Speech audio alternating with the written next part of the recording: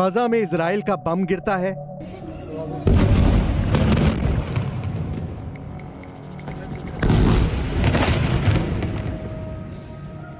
धमाका इतना खतरनाक कि पूरी बिल्डिंग ताश के पत्तों की तरह ढह जाती है। हर तरफ अफरा तफरी, कोहराम मचा है, बढ़ती मौतों का खौफ। लोग उस लोकेशन की तरफ भागते हैं जिसको इजराइल ने टारगेट बनाया। शायद कुछ लोग जिंदा बचे हों। इसके बाद निकलती हैं लाशें। 63,000 से ज्यादा लाशों को ढोने वाला गाजा और जनाजे उठाने के लिए तैयार हो जाता है। ऐसे धमाकों से रोज दहल जाता है गाजा।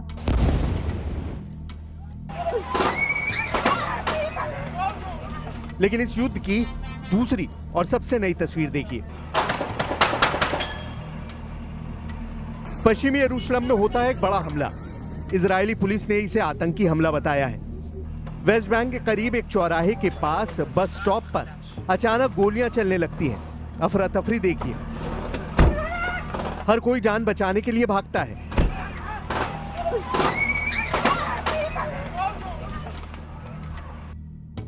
इस गोलीबारी में 6 लोगों की मौत की खबर है। 10 से ज्यादा लोग घायल हैं।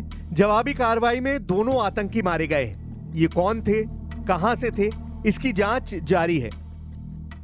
Earlier today, 2 terrorists came to the Ramah junction over here in Jerusalem and started shooting at the civilians waiting for the bus and at additional people that were on the bus itself. इस हमले के बारे में सुनकर प्रधानमंत्री Benjamin Netanyahu भी मौके पर पहुंचते हैं। तेल अवीव में अपने दफ्तर से सिर्फ 60 किलोमीटर दूर इस लोकेशन पर पहुंचने में नेतन्याहू को ज्यादा वक्त नहीं लगा। लेकिन एक बात साफ है कि पश्चिमी यरूशलेम में हुए इस हमले ने नेतन्याहू के दफ्तर का कोना कोना हिलाकर रख दिया है।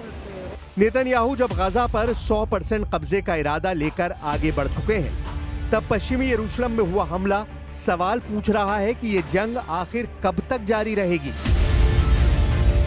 רוצה לומר בצורה הכי ברורה, הרציחות הללו, הפיגועים הללו, בכל הגזרות, הם לא מרפים את ידינו. הם רק מגדילים את הנחישות שלנו, להשלים את המשימות שלקחנו על עצמנו. גם בעזה, גם ביהודה ושומרון, בכל מקום. जब नेतन्याहू बता रहे थे कि वो अब क्या करने वाले हैं, तब पीछे खड़ी बस में गोलियों के निशान साफ देखे जा सकते हैं। पश्चिमी यरूशलेम में इस बस पर भी गोलियां बरसाई गईं और इसी हमले में कई लोगों की मौत हुई है। पूर्वी यरूशलेम में हुए इस अटैक के बाद अब वेस्ट बैंक में इजराइल का ऑपरेशन तेज हो सकता है। इस बात का इशारा नेतन्याहू ने भी कर दिया है। אנחנו עכשיו במרדף, בכיתור של הכפרים שמהם באו המרצחים, ואנחנו נשיג את כל מי שסייע באדם, כל מי ששילח אותם, ואנחנו ננקוט בצעדים קשים עוד יותר.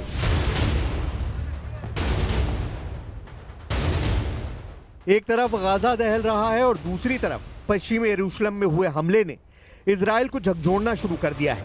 एक तरफ गाजा में इजरायली बंकर बस्टर बड़ी बड़ी बिल्डिंग जमींदोज कर रहे हैं। दूसरी तरफ नेतन्याहू के गाजा प्लान के सामने एक नया युद्ध वेस्ट बैंक के बॉर्डर पर शुरू होता नजर आ रहा है। अगले 24 घंटों में क्या होने वाला है, गाजा में भी और इजराइल के अंदर भी और वेस्ट बैंक में भी, ये नेतन्याहू का गुस्सा तय करने वाला है। इस बीच डोनाल्ड ट्रंप ने गाजा को लेकर एक बड़ी डील की खबर दी है। अपने एयरफोर्स 1 से उतरने के बाद मैरीलैंड एयरबेस पर ट्रंप ने क्या कहा, बहुत गौर से समझिएगा। I think we're going to have a deal on Gaza very soon. It's a hell of a problem. Again, it's a problem we want to solve for the Middle East, for Israel, for everybody. But it's a problem we're going to get done. So they have hostages. It could be a little bit less than 20 because some, they tend to die, right? They tend to die. Even though they're young people largely, they're dying. Young people don't die. Young people stay alive. But with this whole thing, they tend to die. But we have, let's say, 20 people and we have about 38 bodies. Bodies, meaning bodies.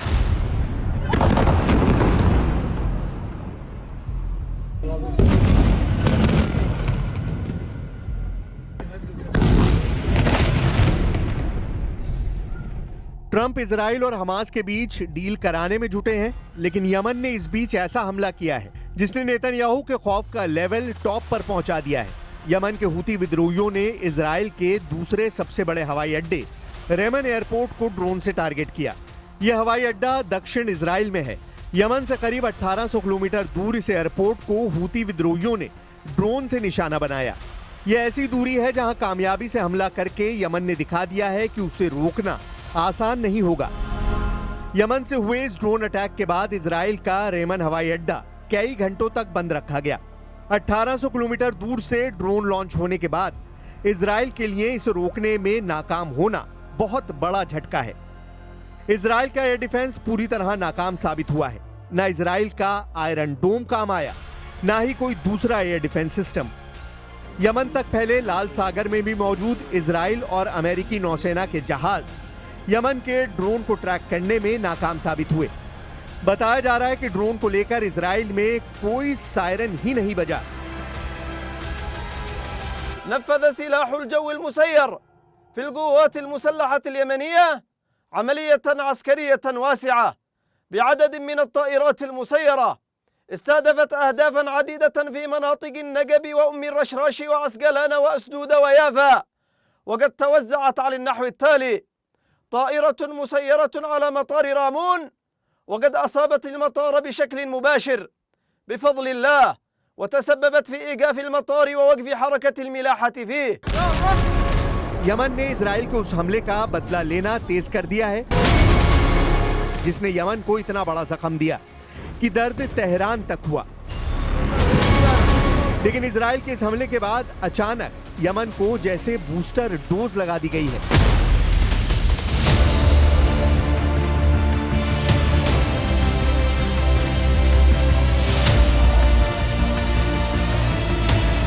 राजधानी सना में Yemen ने दिखाया कि वो पूरी ताकत से Israel के खिलाफ खड़ा है और अब इजराइल पर 2 गुना ताकत से हमला किया जाएगा।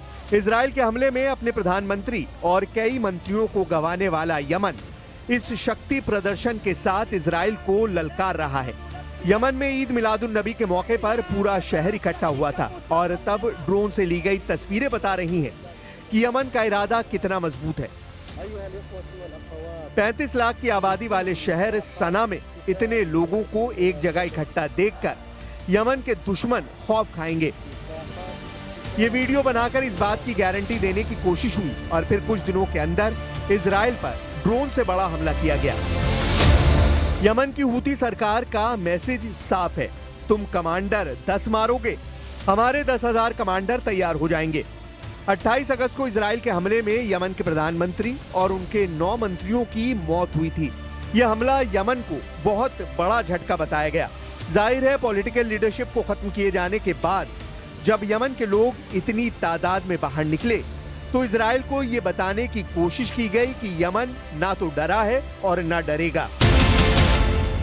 אנחנו נלחמים בטרור, במשטר הטרור של החות'ים, באיראן שמגבה את כולם, בעזה, בלבנון, בחיזבאללה, בכל הגזרות. אנחנו לא מרפים וגם לא נרפה.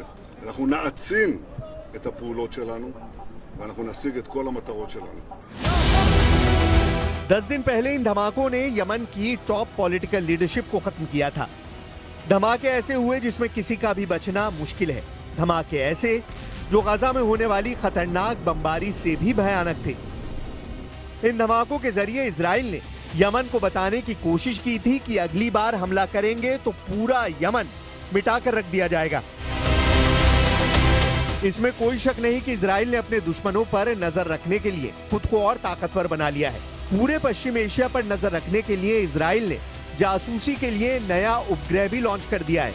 इजराइल के रक्षा मंत्री इजराइल कार्ड्स का दावा है कि नए उपग्रह की मदद से अब हर दुश्मन पर पैनी नजर रखी जाएगी। Today, Israel, the defense industry, have launched the most capable surveillance satellite, demonstrating the invention, creation, creativity, capability of Israeli. All the startup nation help to achieve this mission to get space superiority of Israel. अचानक Israel के सामने 4 बड़े front active हो गए हैं। पहला front Gaza, जहां 100% कब्जा नेतन्याहू का अटल इरादा है। दूसरा फ्रंट यमन, जहां सना में इजरायली अटैक के बावजूद इजराइल पर बैलिस्टिक मिसाइल फायर की जा रही हैं। एक फ्रंट लेबनान है, जहां इजराइल चाहता है कि हिजबुल्ला हथियार डाल दे, लेकिन हिजबुल्ला का इरादा युद्ध का है। वो जानता है कि दक्षिण लेबनान में इजराइल का ग्राउंड ऑपरेशन फेल साबित हुआ है और नईम कासिम ने लेबनान की सरकार को अल्टीमेटम जारी कर दिया है। और सबसे बड़ा फ्रंट ईरान है। ईरान की लीडरशिप ने साफ कर दिया है कि युद्ध विराम का अब कोई मतलब नहीं रहा। इजराइल से तनाव बहुत ज्यादा बढ़ चुका है। ईरान बार बार ये दावा कर रहा है कि उसने 12 दिन के युद्ध में अब तक अपनी पूरी ताकत का इस्तेमाल नहीं किया है, न ही अपनी नौसेना और IRGC की कुद्स फोर्स को तैनात किया है।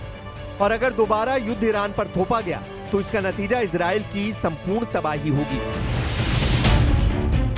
ईरान के तेवर बता रहे हैं कि उसकी मिसाइल फिर तैयार है और ईरान पर फिर से हमला हुआ तो तेल अवीव और हाइफा बहुत बुरी तरह दहलेगा। ये वार्निंग ईरान से लगातार आ रही है। ईरान के बड़े बड़े जनरल लगातार इजराइल को वार्निंग दे रहे हैं। ईरान के सर्वोच्च नेता अली खामनेई ने कहा है कि पूरी दुनिया को इजराइल से रिश्ते तोड़ लेने चाहिए, क्योंकि गाजा में जिस तरह की बमबारी हो रही है उसे बर्दाश्त नहीं किया जा सकता। بخصوص کشورهای اسلامی باید روابط بازرگانیشون رو به کلی قطع کنن با رژیم صهیونیست و حتی روابط سیاسی را هم قطع کنن، منزوی کنن. بیش از اون چیزی که امروز البته نظام خبیث صهیونی امروز منزوی ترین دولت دنیاست، در این شکی نیست. गाजा के हालात ये हैं कि वहां अब 100% कब्जा करने को लेकर नेतन्याहू एक कदम भी पीछे हटने को तैयार नहीं है। गाजा में 63,000 लोगों की मौत और यमन पर हमले तेज करने के साथ साथ नेतन्याहू अब गाजा पर पूरी तरह कब्जा चाहते हैं, जबकि वहां की 25% जमीन पर अब तक 20 लाख लोग इजराइल की बमबारी से ज्यादा भूख से तड़प रहे हैं।